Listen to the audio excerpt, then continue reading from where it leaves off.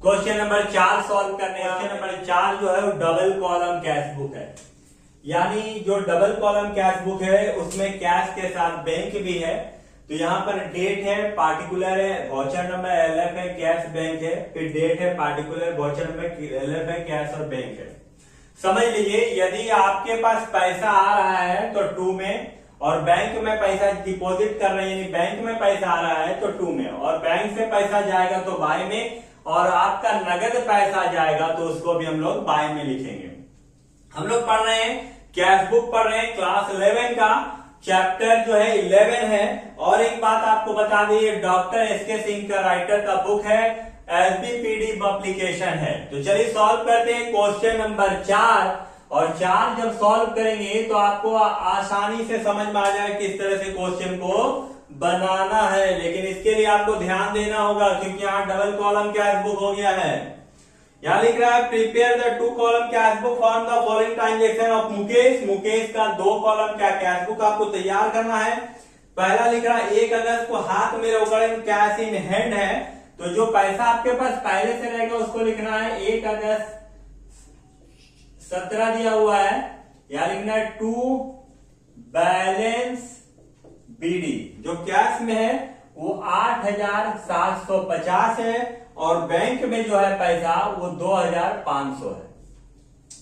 फिर लिख रहा है 6 तारीख को कैश सेल्स, यदि नगद बेचे हैं तो आपका कैश बढ़ जाएगा।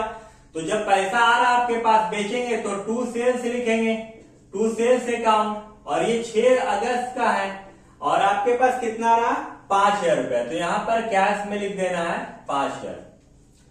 फिर लिखा हुआ है 10 तारीख को नगद क्रय, यानी आप कैश परचेज किए तो आपके पास से पैसा जा रहा है, यहां लिखेंगे 10 अगस्त 17 बाय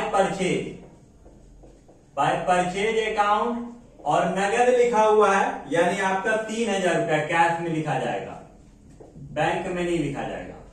उसके बाद फिर लिखा हुआ है 20 तारीख को, 20 अगस्त को दिया हुआ है withdraw from bank personal use, personal काम के लिए 3000 रुपए हम लोग निकाल दिए, तो निकाल लिए तो पैसा तो चला गया। तो कितना चला गया, यहां पर लिखा हुआ है बैंक से 4500 रुपए निकाले, तो बाय ड्रॉइंग अकाउंट 20 अगस्त 17 यानी कितना निकाले 4500। बस यही ट्रांजेक्शन आपका दिया हुआ था क्वेश्चन नंबर 5 के लिए। अब हम लोग जोड़ते हैं, तो सबसे ज्यादा कैश का ज्यादा इधर 2 साइड में है तो हम लोग 2 साइड को जोड़ लेंगे। 8 5 13750, यहां लिखेंगे 13750, यहां भी कैश में हो जाएगा 13750, 3000 घट जाएगा तो बचेगा 10750, और जो बचेगा उसको हम लोग लिखेंगे बाय बैलेंस सीडी, महीना का लास्ट दिन 31 अगस्त 17, और ये आपका कैश का निकला।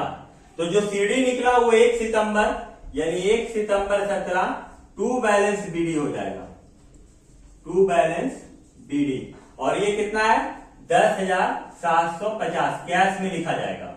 अब ज्यादा कितना है, इस बार बैंक का ज्यादा आपका बाय साइड में है, तो बैंक का 4500, यहां भी आपका बैंक में लिखेंगे हम लोग 4500। तो यहां पर देखिए 2500 है, घटा देंगे तो 2000 बचेगा, और जो बचेगा उसको हम लोग लिखेंगे 31 अगस्त 17 2 बैलेंस सीडी, और जो सीडी बचा है वो नेक्स्ट मंथ के लिए वीडियो, यानी 2 में निकला है तो ये बाय में सितंबर का 1 सितंबर 17 बाय बैलेंस बीडी, और ये कहां लिखा जाएगा बैंक में, कितना तो 2000। तो देखिए इस क्वेश्चन में जो कैश में निकला उसका बैलेंस आपका क्रेडिट साइड में निकला, यानी बाय साइड में निकला है 10750, जिसको हम लोग डेबिट कर चुके हैं, और बैंक का जो है वो डेबिट निकला है 2000 रुपया ओवरड्राफ्ट हो गया है, जिसको हम लोग बाय बैलेंस सीडी यानी क्रेडिट साइड कर दिए हैं।